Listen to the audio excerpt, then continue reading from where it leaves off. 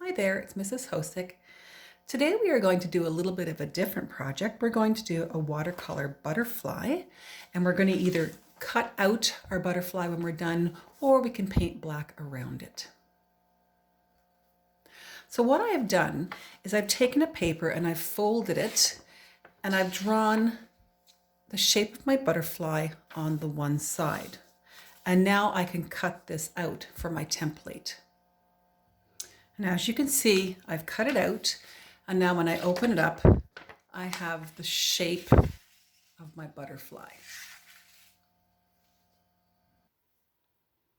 I am going to use watercolor paper today because I want to show you a couple of different techniques called wet on wet and dry watercolor technique as well. So what I'm going to do now, I've got my template. I'm going to trace my template on. I have traced my butterfly. You can hardly see it because I don't want heavy pencil lines. And I'm not going to worry about the edges too much because we will be painting afterwards or cutting this butterfly out. So the first thing we're going to do is a technique called wet on wet. Normally butterflies are symmetry. They have the same thing happening both sides of the butterfly. But we're going to make this one a special one. He is going to be colorful. I don't care if I have the same patterns on both sides with my color. I'll do that with my drawing afterwards. So when I'm doing wet on wet, what I'm doing is actually wetting my paper first. Okay. So I'm just going to wet a bit of a section here. And then I'm going to take, I think I'll start with red. And because my paper is wet, you see what happens there? That's kind of cool. I'm going to do some dabbing of my color. I'm doing wet paint. And see how it just kind of goes out like that? That is so cool. Let's try another color. Let's try a wet on wet over here. So I'm going to wet up my thing here. Probably make sure your thing is, your water's clean first. And maybe let's try a purple over on that side. Dab, dab.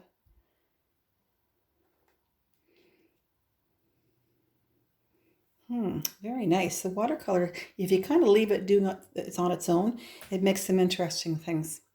All right, while we're still wet here, I'm going to come in with another color. Let's maybe go with a bit of yellow. My yellow's a little bit dirty here. And I'm actually going to do some yellow in the other spots here. I'm going to maybe do some right on top of my purple and see what happens. And it kind of mixes up. Cool. Let's maybe try some blue on top of my red.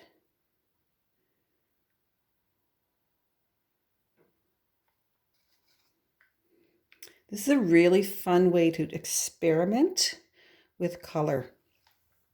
All right, this one's a little too splotchy for me. So what I'm going to do is I'm going to go back in with a little bit of clean water, and I'm just going to kind of do a little bit of blending here and just see what happens. This is a chance for you to experiment and see what happens with your color. Kind of neat. Let's do some of that over here. Clean brush. I'm just going to experiment with blending that around a bit. And I'm trying to go over the edge where my pencil mark is. I'm pretty happy with that right now. Pretty nice. Okay.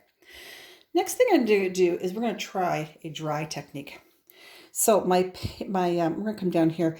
My paper is dry, but I'm going to put on wet paint on the dry. So what I can do now is I'm actually going to paint a section. See how it doesn't blend out like this? It doesn't have those little spurs going on. And now I'm going to clean my brush. I can go in with another color. I'm actually going to make it red so it looks like the rainbow colors. And I'm going to put a red up here. So this is on the dry.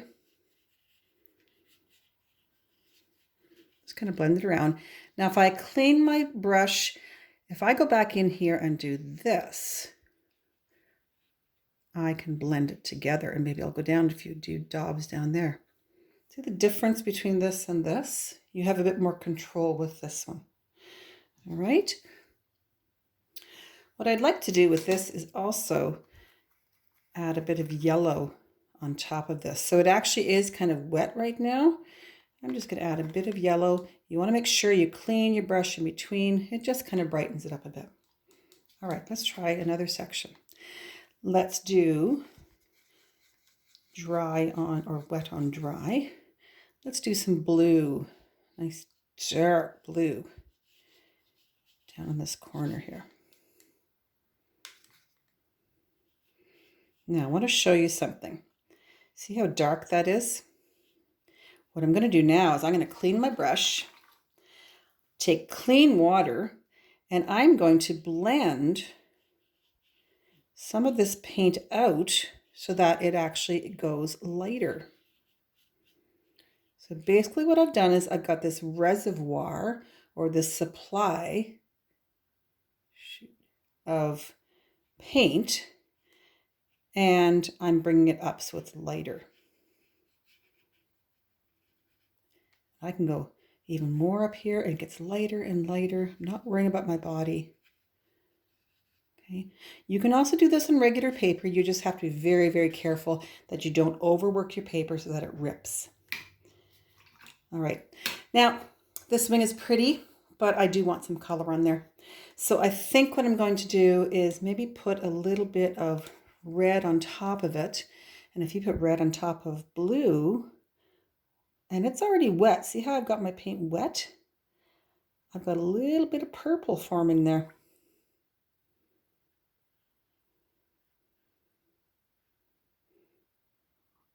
Okay, I think I'm happy with that. All right, maybe let's get some green. We haven't got any green yet. I'm going to add some green in here. Maybe some green up here. A little bit of symmetry on both sides.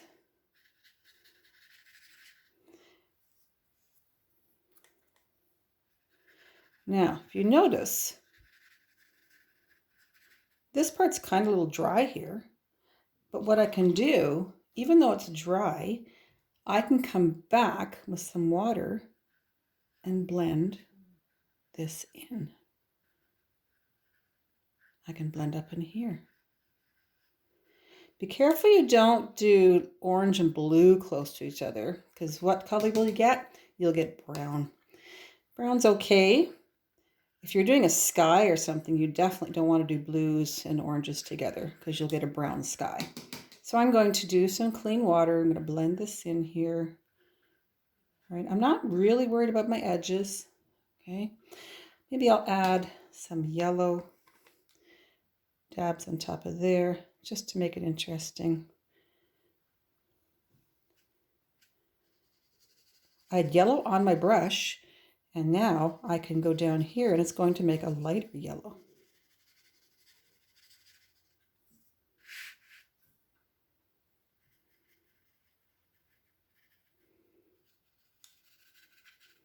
I'm just going to keep on blending.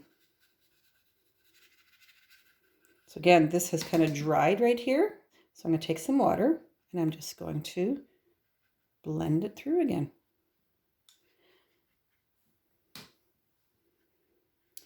Now, one thing that's happened, I can see kind of a pool of water right here. So I'm going to take my brush dry and I'm going to soak that up.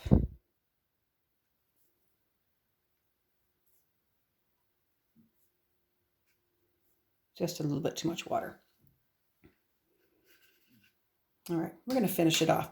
I think I'd like a little bit more purple on this side. Maybe up through here.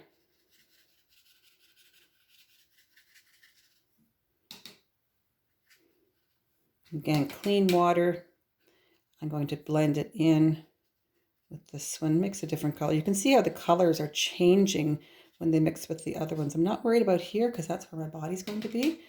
I'm going to add a bit of red in here. And with the purple, you're making an even darker red. It's almost like a burgundy color. Clean my brush, take a bit of water. And let's finish this off with, I think, a bit of yellow. This is just a chance for you to experiment with your colors and have fun with your colors. Again, clean my brush. I can kind of come up in here and blend in with what's already there. Watercolor paper works really well for this. Regular paper, not so much, because it's hard to go back over and over and over spots because your paper will rip.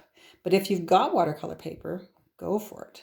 If not, use regular, but just be careful. Look what's happening here. Isn't that beautiful? All right, I'm going to come a little closer. You can see the little ripples that are coming up there. A really cool thing to do is pour salt on it as well, and you'll get a neat effect. All right, so we're going to let this dry, and then I'm going to show you what we're going to do with it. So you can see how I've placed my template over my butterfly again. You can see where I've gone beyond. If you're going to cut this out, you could have just actually traced it with a Sharpie or something in the first place so that you can see where your edges are. If you're not cutting it out, you do it with the pencil, or you can do it with Sharpie, and if you don't mind having the Sharpie showing. So as you can see, I've actually traced around my shape again. Watercolor is kind of a neat thing because you can use other markers, other things on top of it, like pencil crayons. I'm going to use a Sharpie, and I want to show you how I'm going to draw the pattern of my butterfly now. So his body, if you draw a line up through here, and you can either paint this or you can use Sharpie. So I've made my body. We're going to color this part in. I'll do that in a second. And I'm also going to now draw a line down here to match up with the line here. I'm going to do this both sides. This is where my symmetry is going to come in, where you have the pattern on both sides. I'm going to come around and go a little thinner there. I'm going to do some different designs. Come down both sides. Now the top wing is going to continue up like this. And then I'm going to continue my line around. The Sharpie works really well on top of watercolor. I also want to go around this one. And on mine, I'm going to actually come across like this because I want to do something down in there. You can do whatever you want as long as you have the same thing both sides for the symmetry. Like I said before, I don't care if the color is the same, but I want to have the pattern the same. Oop, I just goofed, didn't I? I forgot. We're going to do that. Okay, so we're going to ignore that line. So maybe what I'd like to do is down in this part, I'm going to put little segments like this. Again, you could put polka dots. I'll just kind of reuse that line there. Good thing it's on the blue. You don't see it quite as much. Maybe up in here, I'd like to have, maybe something like that. And that's going to be filled in eventually. I'll show it when it's done, filled in eventually. Let's have on mine, I think I'd like to divide this up into sections here.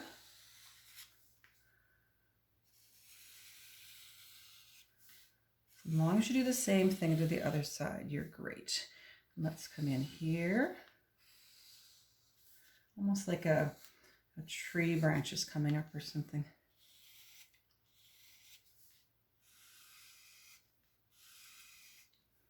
All right, so far so good. Quite happy with that. All right, let's come out and split this in half.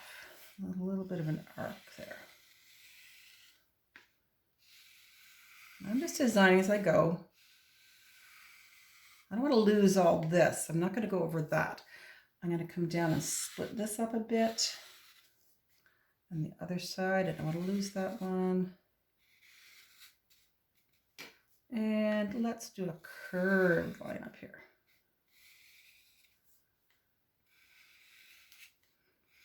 You can do whatever you want. Let's do one over here. Looking pretty good. I think I'd like to maybe have another one coming down through here. Divide that up a little bit.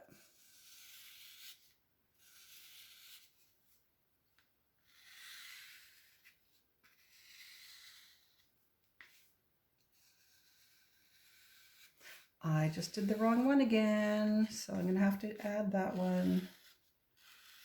And now I have to add this one. Do you know what? When you make a mistake, just do the same mistake on the other side. Works. All right. So I'm pretty happy with that. So what I'm going to do now is I'm going to color in my black lines, and you're going to see that when it's done. All right, as you can see, I have colored in with my black Sharpie in this case. You could paint it if you want to. And what I'm going to do with mine is I'm actually going to cut mine out because I do have the edges here. Or you could actually paint, if you have a steady hand, against your edge. Obviously not in black because you'd miss this, but maybe like in a blue or in the sky or something like that, or maybe green, you could paint your background. I'm going to actually cut mine out and then I can put my antennas on as well. So I decided to put mine, I'm gluing mine on the back of a blue bristle board that I had. You could do whatever color. And now I've glued it on, I'm going to add my antennae.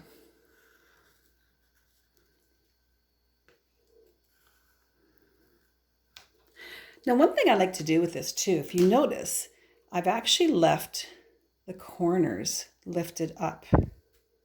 See that? So that it almost looks like he's flying off the page. That's just kind of a fun effect you can do. So you can see it's sideways like that. All right, have fun trying out watercolors. Again, if you don't have watercolor paper, just try it on regular. You could just do this just by coloring as well. You could use markers and just randomly color all over your template or your butterfly pattern. Notice I've also added a few little dots here and there.